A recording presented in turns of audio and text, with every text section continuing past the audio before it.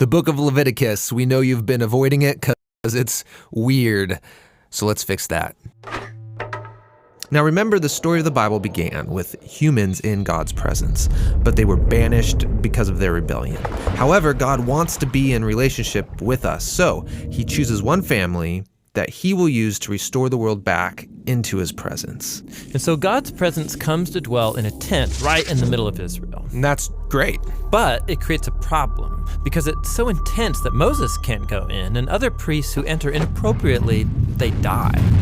Well, wait, if God's presence is good, how is it all of a sudden dangerous for people? So think of it this way. God's presence is like the sun. It's pure power and goodness. And when something mortal and corruptible gets close to such pure power, it's destroyed. And so the word holiness is used in Leviticus to describe God's pure and powerful presence, which, like the sun, is both good and dangerous. So the point of Leviticus is to show how corrupt Israelites can live near God's goodness without being destroyed. Now, in the book, there are 3 ways for how this is all going to work out, and these are going to seem strange to you, but just hang in there with us. The first one is rituals. The second is this idea of the priesthood, and the third is a bunch of purity laws. Now, the book is broken up into 7 sections, and each solution is explored in 2 sections of the book. The rituals are here, the priests are here, and the purity laws go here. Now, the first solution, rituals, involves a lot of animal sacrifices. And so Leviticus begins with detailed instructions for how to make these sacrifices. Some are ways of saying thank you to God, and others are simply ways of saying, I'm sorry. And here at the end of the book, there are some more rituals. These are about observing sacred days and festivals. They're all celebrations that retell some part of the story of how God rescued Israel and set them apart from the nations. The second solution to the holiness problem has to do with priests. You see, being directly in God's presence is really dangerous. So he appoints priests as special representatives who can go into his presence on behalf of others.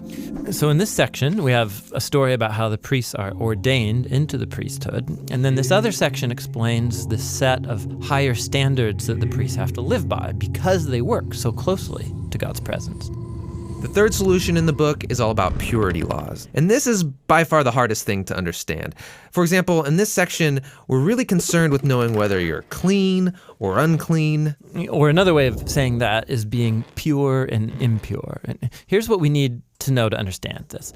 When you're in a pure state, you can be near God's presence. When you're in an impure state, you can't. And so it was really important for Israelites to know what state they're in at any given moment. So the first thing we have is a list of pure and impure animals. Yeah, this list of animals is divided up by where they live. So on the land, in the sea, in the air. And the text is just not clear about why certain animals are impure or why touching or eating them makes you impure. What is clear, however, is that avoiding these creatures will set Israel apart, and it will remind them that God's own holiness should affect every part of their lives, including what they eat.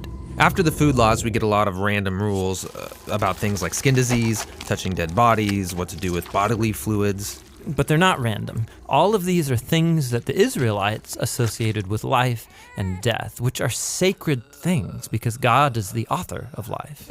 Okay, but simply coming into contact with these things makes you impure? They do, but we have to keep in mind that it's not wrong or sinful to be ritually impure. You just wait a few days, take a bath, offer sacrifice, and you're pure again. What is inappropriate is entering into God's presence when you're in an impure state. Now, there's more purity laws over here in this section. Yeah, these focus on Israel's moral behavior. So these are laws about social justice, healthy relationships, having sexual integrity. Living by these laws will make Israel into a morally pure people who can live near God's presence. Those are the 3 solutions. Now, you've probably noticed that they surround the very center of this book, and it's here that we find a really important ritual called the Day of Atonement. Yeah, so Israel's a big tribe now, and odds are there's a lot of sin happening that goes unnoticed, that people are not dealing with.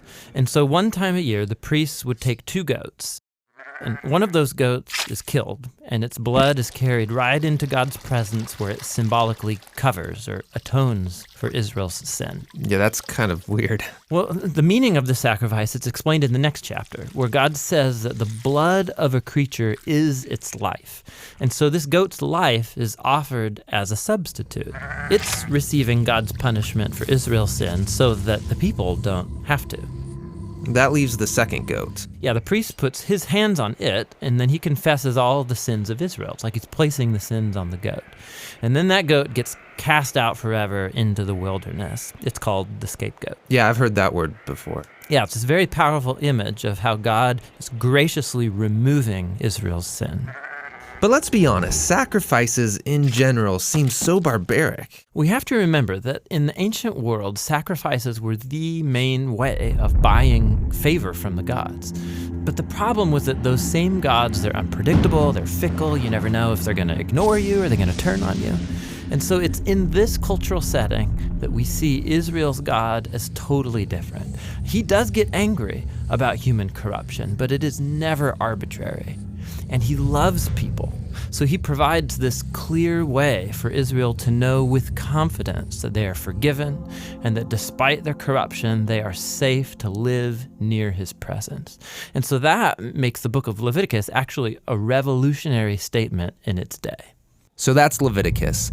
But Israel's still at Mount Sinai in the middle of the wilderness. They need a place to live. Yes, the land God promised to Abraham. And so the journey to that land is what the next book of the Bible is all about.